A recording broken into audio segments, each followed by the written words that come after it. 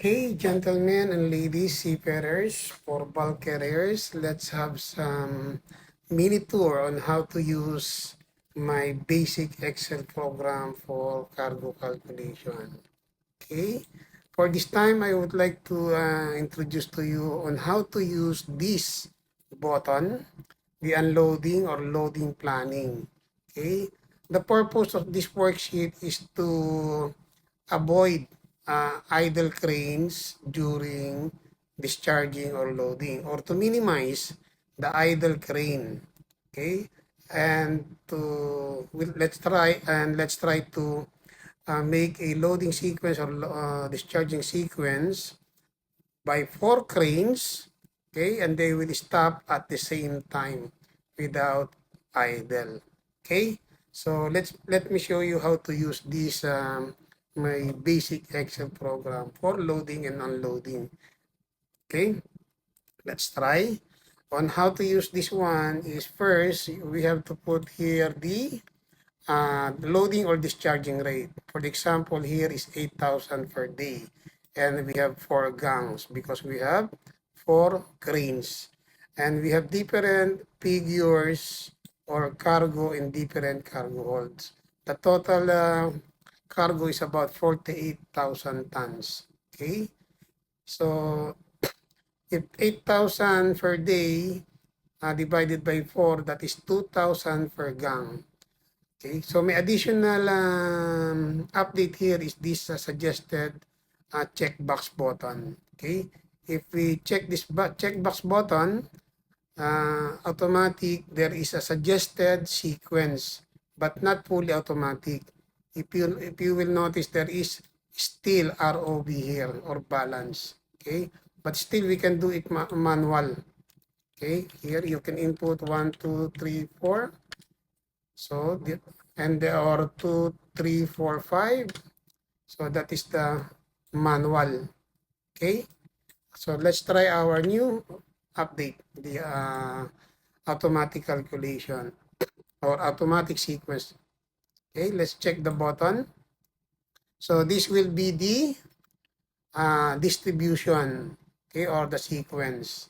Okay, if you will notice, we have remaining about 1,200 in 3 cargo holds, 1, 2, and 4. So by this time, we will make a manual entry. Okay, let's, for example, here we have ROB here, and in number 4 and in number 5, it's completed. So let's transfer this 1,100 here. Okay. And then to complete for cargo hold number, for crane number 4, so 2,000. So here is equals to 2,000 minus 1,100. So 1,000 here for number 4 and 1,100 for cargo hold number 5 to be used by crane number 4.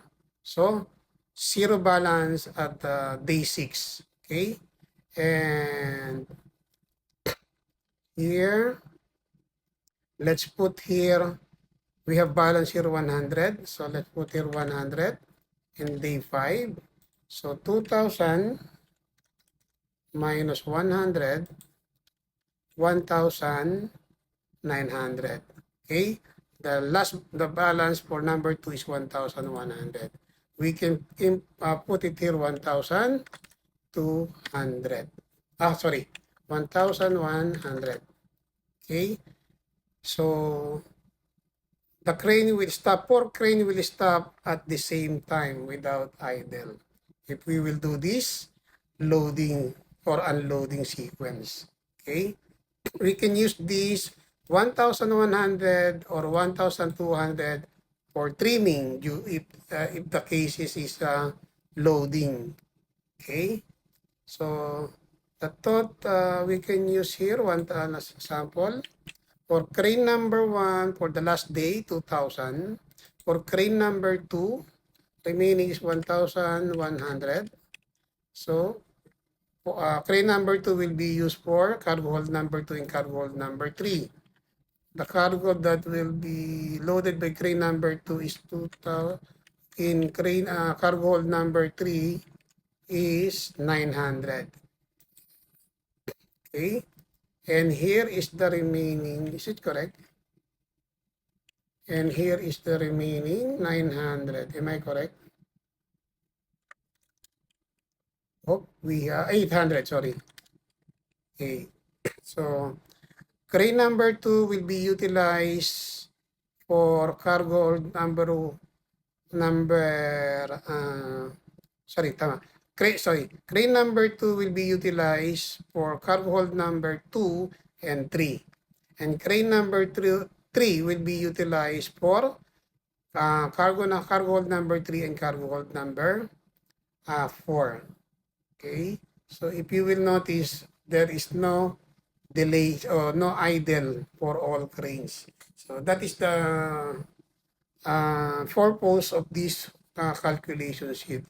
Okay, so that we will minimize the claims of the charterer if we have improper loading or discharging sequence. Okay, so that's all for this mini tour on our unloading sequence or loading sequence. By next time, we will carry out other buttons. I will explain to you on how to use other buttons, especially this multiple calculation. So the update here is I add 2 and 3 cargo holds as per suggestion. 2 cargo holds, 3 cargo holds, 4 cargo holds. 6 cargo holds for wood chip carrier. Okay. Next time I will show you how to use this multiple calculation. Okay. And also in our stowage plan, I put also here the buttons for 2, 3, 4, 6 holds. Okay. 9 holds. Okay. 5 cargo holds. Okay. And the maximum cargo calculation, we have here the table here or database for the maximum cargo calculation. Okay, so that's all for today. Again, this is Captain Nolly. I wish you will enjoy our free basic Excel program soon to upload in our FB group, Merchant Navy PH. It's free. All you have to pay is attention. Thank you, God bless, and may all your dreams come true. Good day.